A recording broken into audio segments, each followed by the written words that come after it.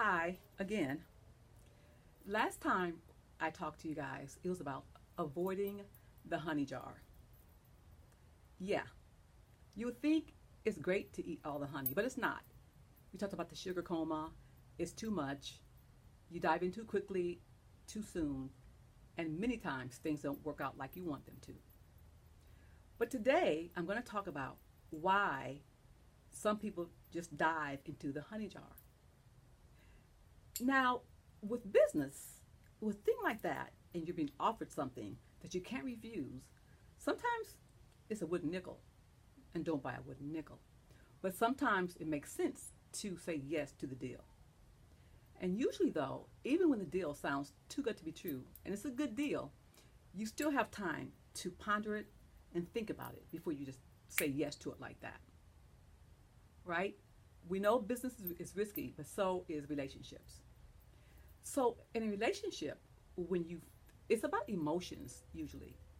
It's all about emotions, and we have different things in our emotions. And a lot of times, like why a person jumps into the honey jar, why would you do that? Just hop into a relationship with someone that you think you like, they're great, they're wonderful, but you don't know that yet. You just see something from the very beginning. You don't know who that person really is. I don't care if you met them through a friend. You still don't know who they are. It's like a book. Like this is I'm a book. So are you. And this is my cover. But here and here and here is my story, right? So when you meet someone and you see them and you like the cover, it takes time to read a book. It takes time to know someone. Just like it takes time to learn yourself. It takes time. But one of the reasons why people do not take time to learn themselves or their partner before they dive in to a relationship is because they're afraid. You know, when you get to know yourself and start to love yourself, no matter who you are and how you are, just love yourself for you right now. When that happens, you don't feel like you have to be hasty and just run into something when you're not sure or haven't investigated enough.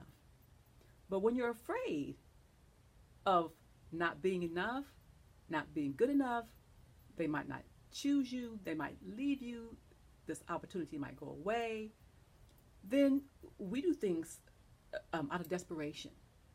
And when you're desperate, people can smell it a mile away.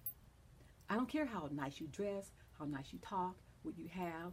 When you're insecure and you're desperate, people know it. And then that also is not a good thing. So you don't want to be afraid of anything, losing something, not being good enough, because you are. But it starts with not feeling good enough or worthy. And I'll tell you how to do that. Because finding self-acceptance, finding self-love is like walking a labyrinth. Now, I've done a written blog about this, but now I'm talking to you about it in this vlog, which I like. You know why? Because I can just talk to you about stuff and just stuff comes to mind, I can tell you.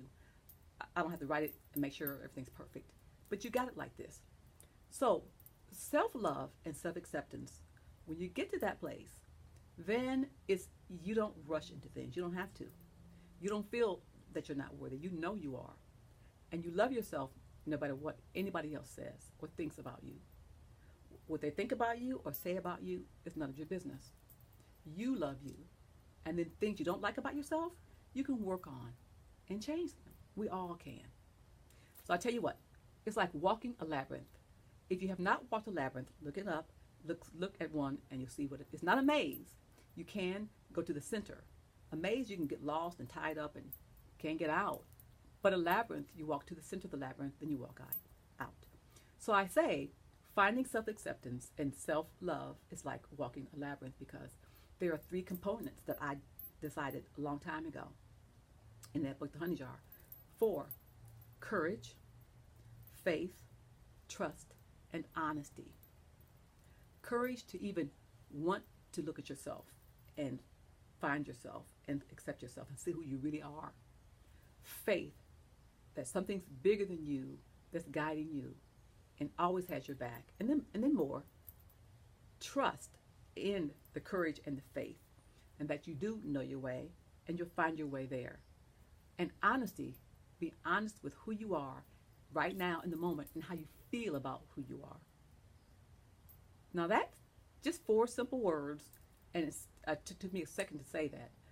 But it's a challenge when you start doing it because it takes work. And many people don't want to do that work, but it takes work and it all starts in here. So that's what you need to do. You've got to do that to love and accept yourself. And once you've gotten to the center of that labyrinth, you can sit down and relax. Whew, this is who I am. And know who you are and see yourself, or at least begin to appreciate you and discover yourself. And then you can go and put your finger in the honey jar and taste it. But you won't want to dive in. You won't. Because you love yourself enough to do that.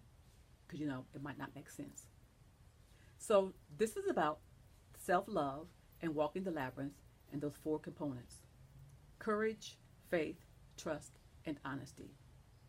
So write those things down in your journal and ask yourself where those things fit in your life, and if you exercise these, and start watching the change. See yourself change. Those are my tips. And lucky for you, you're not diving in the honey jar. Take these four tips with you.